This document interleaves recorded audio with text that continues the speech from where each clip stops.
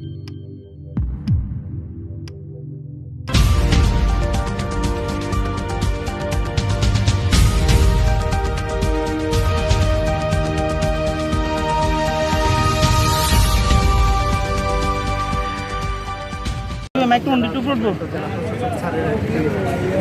Concern একটা বিষয় আছে যে প্রত্যেকটা সরকারি অফিস দালাল মুক্ত করার একটা স্যার যে বিষয়টা এটা স্যার তিনি গুরুত্ব দিয়েছেন। সেই অনুযায়ী আজকে সকাল থেকে আমাদের সম্মানিত যারা সদস্য আছেন ওনারা এখানে একটা সারাশি অভিযান চালান এবং আমরা ওইখানে উপস্থিত ছিলাম। এই অবস্থায় আমরা টোটাল 15 জনকে আটক করি। আর 15 জনের মধ্যে 8জন হলো মহিলা এবং 7 জন হলো পুরুষ।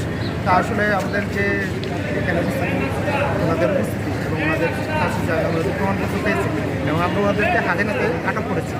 তা সেই অনুযায়ী আমরা যে 7 জন যে পুরুষ ওনাদের সবাইকে 1 সপ্তাহ করে ন্যাশনাল কারাদণ্ড প্রদান করা হয়েছে এবং 8 জন যে মহিলা ওনাদেরকে 3 দিন করে ন্যাশনাল কারাদণ্ড প্রদান করা হয়েছে এবং আমাদের এই অভিযান অব্যাহত আছে।